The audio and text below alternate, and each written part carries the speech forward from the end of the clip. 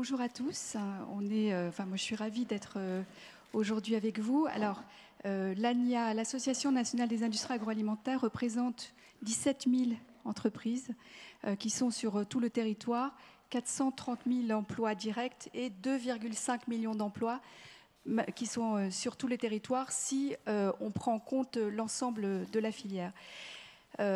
Donc cette séquence, c'est agir, s'engager. Pourquoi est-ce qu'on s'est engagé ? C'est parti d'une réflexion il y a exactement un an, avant les États généraux de l'alimentation. L'ensemble des acteurs français de l'alimentaire, donc les agriculteurs, les entreprises de l'agroalimentaire, les coopératives, mais aussi, il faut le souligner, les distributeurs. On s'est réunis et on a réfléchi ensemble, c'était une première pour nous tous, on a réfléchi ensemble sur ce qui était juste et bon. On a réfléchi ensemble sur ce qui était juste et bon. D'abord pour nous, acteurs de la filière, c'était important de se poser et de s'interroger sur ce qu'on voulait, une vision stratégique pour notre filière. Et on a aussi réfléchi sur ce qui était juste et bon pour le consommateur et pour notre planète. Et on est arrivé assez facilement à un constat partagé, un diagnostic partagé sur plusieurs éléments. Le premier élément, et c'est certainement ça aussi qui a été important dans les États généraux de l'alimentation avant le projet de loi, c'était la destruction de valeur. Il ne faut pas oublier en France qu'il y a une destruction de valeur de 1 milliard d'euros par an depuis 4 ans sur les filières agricoles et agroalimentaires. Il y a une baisse de compétitivité majeure pour les entreprises de l'agroalimentaire. C'était important de poser ce constat, c'était important de faire ce diagnostic tous ensemble.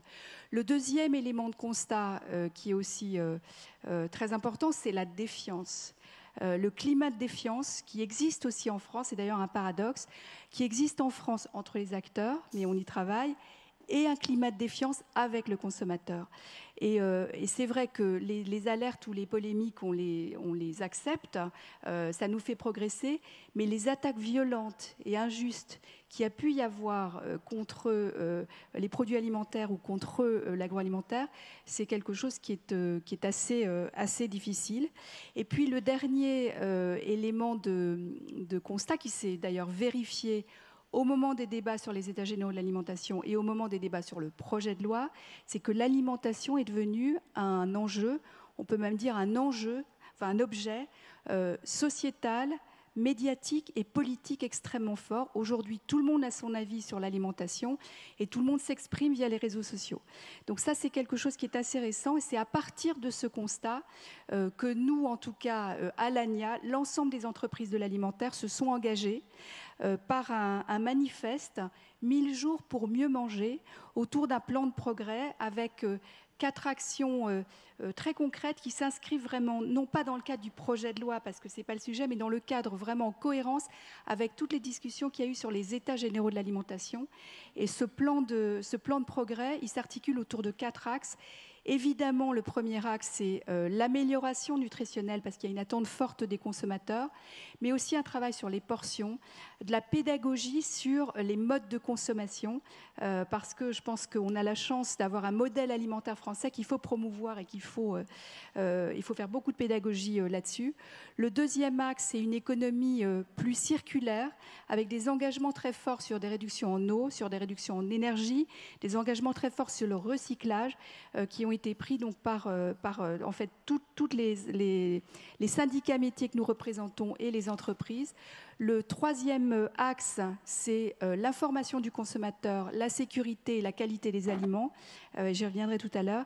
Et puis le dernier axe, c'est un partenariat avec le monde agricole pour des modes de production et d'élevage qui soient plus durables.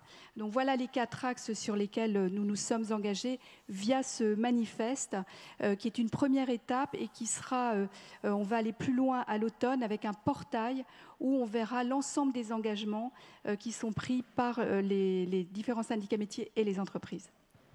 Bonjour, merci de nous permettre donc d'intervenir. Juste une petite précision, c'est Coca-Cola France en fait qui est membre de l'ANIA. The Coca-Cola Company, c'est la filiale dont le siège est à Atlanta qu'on connaît bien, mais Coca-Cola France produit en France en fait et on a 6 usines qui sont implantées sur les territoires. C'est des produits qui sont toujours produits localement, malgré l'image très globale et internationale de l'entreprise. Et juste peut-être, j'ai envie de vous retourner une petite question pour introduire mon propos. Est-ce que vous avez en tête d'autres marques que Coca-Cola qui seraient produites par notre entreprise ?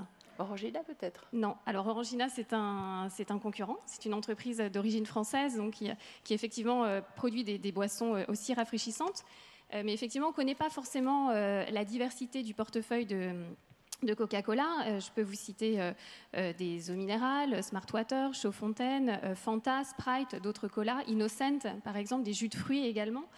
Et ce qu'on ne sait pas toujours non plus, c'est que dans d'autres pays du monde, par exemple, Coca-Cola développe un portefeuille de produits qui n'a absolument rien à voir avec les colas.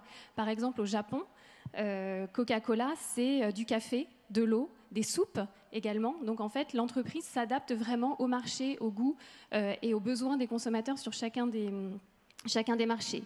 On ne sait pas aussi non plus que c'est Coca-Cola qui a lancé, par exemple en France, Honest, très récemment. Pour ceux qui connaissent, Honest, c'est une boisson bio.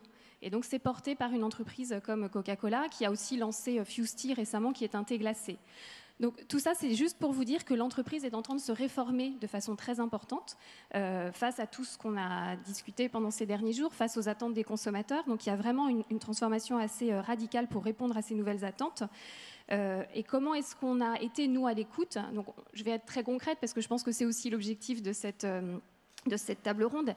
Ça s'est passé par des stakeholder sessions, tout simplement, dans chacun des pays dans lesquels on est implanté. Pendant 2 ans, on a écouté, monitoré, fait remonter les attentes à la fois des consommateurs, des ONG, des associations, des pouvoirs publics, de nos fournisseurs d'ingrédients, des clients distributeurs. Et donc, on a fait ressortir un plan d'action sur 6 piliers essentiels sur lesquels on nous attend dans les années à venir. Les 3 axes prioritaires, c'est l'action sur les boissons, la nutrition et la santé évidemment, l'action sur les emballages, et notamment le plastique, qu'est-ce qu'on fait de nos emballages, quelle est notre part de responsabilité sur les emballages, et puis des actions sur la société, l'empreinte auprès des jeunes, auprès des femmes par exemple. Et puis il y a des actions complémentaires évidemment qui sont sur l'eau, notre façon d'utiliser l'eau, le climat et puis la chaîne de valeur. Juste quelques exemples d'engagement très rapides sans rentrer dans chacun des deux, mais par exemple sur les boissons, on travaille vraiment sur la diversification du portefeuille, je le disais, donc on est sur des boissons bio maintenant de plus en plus, des thés glacés par exemple. On travaille sur la diversification des formats, donc les grands formats tels qu'on les a connus à une époque, c'est fini. On est de plus en plus sur des petits formats, des 15 centilitres, qui correspondent à des moments de consommation plus nomades, par exemple. Les modes de vie changent, on l'a évoqué. Et puis on reformule et on investit énormément dans la recherche pour reformuler les recettes, diminuer les taux de sucre. Donc cette année, juste pour vous donner un exemple, sur Sprite, qui est une des boissons connues, on a diminué de moins 70% la teneur en sucre. Sur Fanta, c'est moins 30%. Et on a encore pris un engagement public de diminuer de moins 10% à horizon 2020 en travaillant sur des édulcorants d'origine naturelle, du miel par exemple, pour essayer de faire évoluer nos recettes dans un sens meilleur pour la santé. Donc voilà quelques exemples qui peuvent répondre à comment est-ce qu'on travaille sur certains de nos piliers dans les années à venir. Merci beaucoup. Je vais me tourner vers Antoine Méry. Mars Food fait partie de l'ANIA, comme Coca, France. Il se trouve aussi engagé dans un processus de transformation important dans ses pratiques en faveur d'une consommation plus raisonnée, ce qu'on n'entend pas forcément quand on parle de Mars, plus en phase avec les exigences du consommateur. Antoine Méry, donc vous êtes le directeur de la communication, une entreprise qui est familiale, centenaire et qui est déployée dans le monde entier. Comment une entreprise de l'envergure de Mars Food, présente sur l'ensemble de cette chaîne de valeur, répond à ces nouveaux défis? Merci, je pense que c'est important que vous nous receviez. C'est vrai que l'industrie a aussi son mot à dire. C'est important qu'on puisse s'exprimer sur ces sujets qui sont évidemment clés. En ce qui concerne Mars, il y a un point important par rapport à ces défis que vous évoquiez, que je voudrais rappeler. C'est notre caractère familial. Le groupe Mars, c'est un groupe qui est détenu à 100% par la famille Mars. C'est-à-dire qu'il n'y a pas d'actionnaire autre que la famille Mars. Et c'est assez rare pour un groupe de cette taille. Et c'est important parce que ça veut dire que, on n'est pas guidé par des intérêts de court terme, mais au contraire, notre action peut s'inscrire dans une vision et une stratégie de long terme. Ces défis, nous y répondons d'abord avec une exigence de transparence. Alors on sait que la transparence n'est pas forcément l'attente numéro 1 des consos, ça qui reste le plaisir. Néanmoins, c'est une attente qui est de plus en plus forte, sous l'effet d'un double phénomène. D'une part, les récents scandales financiers qui ont pu marquer les uns et les autres, et puis d'autre part, une accélération et une densification très forte de l'information liée à l'essor du digital. Cette attente de transparence, du coup, elle peut être perçue parfois par les industriels comme une contrainte, notamment par rapport aux enjeux de confidentialité qui sont réels. Nous pensons que c'est au contraire et surtout une opportunité, puisque le bénéfice de la transparence pour une entreprise comme la nôtre, eh bien, c'est la confiance des consos, c'est la confiance des parties prenantes qui est absolument fondamentale pour la réussite de nos activités. C'est pourquoi, chez Mars, nous avons été l'un des premiers industriels de notre secteur eh bien, à mentionner les apports quotidiens de référence sur l'ensemble de nos produits dans le monde. C'était en 2009. Nous ouvrons régulièrement également nos usines à nos parties prenantes, que ce soit les clients, les élus, que ce soit les journalistes, comme nous l'avons fait la semaine dernière sur notre usine de Marboué, qui fabrique les marques Ebly et Uncle Ben's. Aujourd'hui, avec le digital, on peut aller encore un cran plus loin. Et c'est ce que nous avons fait en développant un emballage intelligent pour notre riz Uncle Ben's, qui permet simplement, en téléchargeant une application pour le consommateur, de scanner un flashcode sur le dos du produit, pour découvrir toute l'histoire du riz basmati, depuis le champ jusqu'à l'assiette, avec des témoignages de riziculteurs, avec une cartographie très précise des riziculteurs, une cartographie qui est par ailleurs actualisée en temps réel par les données de notre chaîne d'approvisionnement qui est transmise par notre partenaire, l'ONG Transparency One. Merci beaucoup. Je me tourne vers vous, Madame Chaplin, à nouveau. La transparence, comme l'a redit Antoine, est au cœur des attentes des consommateurs. Vous-même, au sein d'ANIA, vous développez des outils qui répondent à ces enjeux. Pouvez-vous nous en dire davantage sur vos ambitions et les engagements en matière de transparence et d'amélioration de l'accès à l'information pour les consommateurs, comme ce fameux flashcode expliqué par Antoine? Je vais faire le lien avec ce qu'a expliqué Antoine, qui est sans doute plus en avance. En fait, en effet, la transparence dans tous les engagements qu'on a portés, on sait très bien qu'il y a une attente très forte des consommateurs aujourd'hui pour plus de transparence. On a été inspiré, quand on a travaillé sur notre manifeste, sur la démarche Origin Green qui a été portée par les Irlandais il y a une petite dizaine d'années. Et ce qui nous a frappé, c'est qu'il y avait un objectif porté par l'Irlande qui avait conscience de la richesse de son agriculture et de l'agroalimentaire, d'abord de mettre en place des plans de progrès collectifs et des plans de progrès individuels, avec l'idée que l'échelle de temps compte. On ne peut pas tout faire tout de suite en claquant des doigts. Ça peut d'ailleurs avoir des effets contre-productifs. Il y avait un deuxième objectif qui nous semblait aussi extrêmement intéressant, c'est de réconcilier l'économique et le sociétal. Vraiment d'avoir des démarches globales qui tiennent compte de ces enjeux, qui sont d'ailleurs les enjeux du développement durable.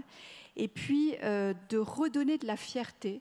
Parce que je pense que si l'ensemble des acteurs qui font tous partie de la solution ne se sentent pas portés par une idée de fierté, ça ne fonctionnera pas. Et puis enfin, évidemment, la transparence, puisque nous savons que restaurer les conditions de la confiance auprès du consommateur, ça passe par de la transparence. Et donc c'est un des piliers majeurs des engagements que nous portons. Et on sait aujourd'hui que le consommateur est en attente d'une information qu'on pourrait appeler une information augmentée. Aujourd'hui, il veut de l'information, évidemment sur la composition de ses produits, évidemment sur l'origine des ingrédients, sur l'empreinte environnementale, sur les modes de production. Et c'est normal qu'il ait ces attentes. Aujourd'hui, sur un emballage, on ne peut pas communiquer toutes ces données. Donc le projet sur lequel on travaille, d'ailleurs avec les autres acteurs de la filière, avec les agriculteurs, avec la distribution et les coopératives, c'est un portail numérique qui va rassembler l'ensemble des données fiables. Parce qu'aujourd'hui, on voit un peu n'importe quoi. Donc l'ensemble des données fiables communiquée par l'ensemble des acteurs. Et demain, grâce à un smartphone, vous pourrez savoir d'où viennent, où ont été cultivés les petits pois de votre boîte de petits pois, par exemple, et par qui ils ont été cultivés, etc. Donc c'est un projet qui est extrêmement ambitieux, que nous portons évidemment avec les pouvoirs publics et qui va aussi permettre d'améliorer la traçabilité, d'aller vers une traçabilité qui sera plus dynamique. Donc c'est un projet très fort qu'on porte donc avec l'ensemble des entreprises qui sont à l'ANIA. Et je voudrais juste conclure en écoutant les débats et les intervenants qui sont avec moi à cette table ronde sur les conditions de succès qui sont essentielles pour qu'on réussisse, parce que, comme on le sait tous, nous faisons partie de la solution. Nous croyons beaucoup aux démarches collectives qui vont rassembler au lieu de diviser. Nous pensons qu'il faut rétablir des relations de confiance et qu'il faut sortir des postures, qu'il faut, comme l'a dit Elsa, il faut écouter, il faut expliquer, il faut s'engager et il faut prouver. Je pense qu'il faut aussi retrouver l'esprit des États généraux de l'alimentation. J'ai voyagé avec un parlementaire ce matin qui disait que pendant les États généraux de l'alimentation, c'est vrai qu'il y a eu un état d'esprit très positif qui nous a permis d'avancer ensemble. Je pense qu'il faut le retrouver parce que, encore une fois, nous faisons tous partie de la solution, à la fois pour les acteurs de la filière, à la fois pour les consommateurs et à la fois pour notre planète. Merci. Merci beaucoup, Madame Chaplin. Et d'ailleurs, je vous remercie beaucoup d'avoir cité Origin Greens. Norine Lanigan était hier ici pour nous parler d'Origin Greens. Je crois malheureusement qu'elle est partie. Et en tout cas, c'est formidable parce qu'on fait le lien avec la boucle.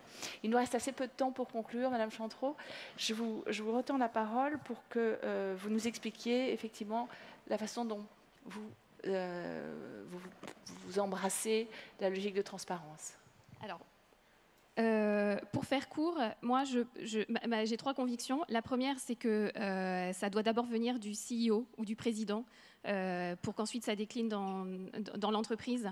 Et nous, on a la chance dans notre entreprise d'avoir un président qui a pris cet engagement très, très fortement. Alors, sur la transparence, mais sur plein d'autres sujets, je disais les 6 piliers que je citais tout à l'heure. Donc, James Quincey a pris la parole, par exemple, sur le recyclage. On va prendre l'exemple du recyclage et du plastique, qui est aussi une problématique liée à l'alimentaire. Qu'est-ce qu'on fait de nos emballages ? Et lui, il a pris cet engagement de dire 0 déchet à horizon 2030 dans le monde. On prend la responsabilité de gérer nos emballages. Voilà. Et en Europe, du coup, on a adapté au marché européen et au marché français en disant cet engagement, on veut l'atteindre à horizon 2025. Et donc maintenant, une fois que cet engagement est pris, il est transparent, il est public, il est connu, on sait qu'il va être monitoré, on sait qu'on va être regardé et qu'on va nous demander des comptes d'ici à 2025 ou à 2030. Donc ça fait aussi partie de la transparence, c'est la façon dont on communique ces engagements et ce qu'on en dit et ce qui va ressortir dans quelques temps. Ensuite, une autre conviction pour nous, c'est d'utiliser nos marques. On a des marques qui sont très fortes, on a la chance d'avoir des marques qui sont fortes dans l'agroalimentaire et notre entreprise également aussi. Et c'est comment utiliser ces marques pour faire passer des messages aux consommateurs, à la fois sur la nutrition, mais aussi sur le bon geste de tri, par exemple, si on revient sur le recyclage. Et la dernière chose en termes toujours de transparence, mais aussi d'engagement, c'est qu'on ne va pas y arriver tout seul.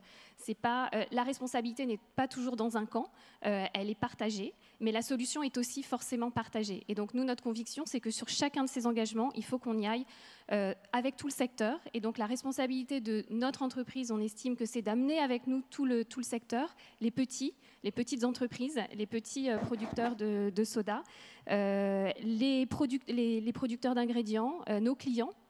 Voilà. Et donc, sur toujours le plastique, par exemple, on a pris la responsabilité de créer une coalition très, très importante pour essayer de trouver des solutions très concrètes. Et là aussi, on va nous demander des comptes. L'ensemble de la filière est au courant de ces engagements. Et il y a aussi une question de transparence qui est très forte. Je pourrais continuer, mais je voilà. vous laisse la parole. Malheureusement, nous devons assez rapidement conclure. Donc, Antoine Méry, je me retourne vers vous pour vous demander comment vous agissez sur le terrain pour mieux prendre en compte les questions d'avenir pour nos sociétés et pour la planète. Je crois qu'il faut être concret, hein, effectivement. Aujourd'hui, il y a un Français sur 3 qui fait attention au contenu de son assiette. Il a bien raison parce qu'il y va de sa santé. Donc, dans ce domaine, Mars Food s'est fixé un objectif très clair, chiffré, qui est de servir 1 milliard de repas sains en plus à horizon 2021 autour de 3 axes. Le premier axe, c'est l'amélioration des recettes actuelles. Et Mars a été l'un des premiers industriels de son secteur à signer la charte d'engagement dans le cadre du PNNS avec le ministère de la Santé. Le deuxième axe, c'est le lancement de nouvelles recettes saines. On investit cette année très fortement le bio sur l'ensemble de nos marques et avec une marque qui est dédiée au bio.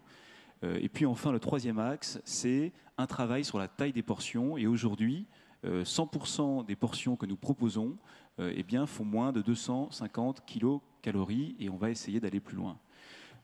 S'agissant du respect de l'environnement, c'est évidemment un sujet majeur qui va se poser avec de plus en plus d'acuité, alors que nous devrons demain nourrir 9 à 10 milliards d'êtres humains.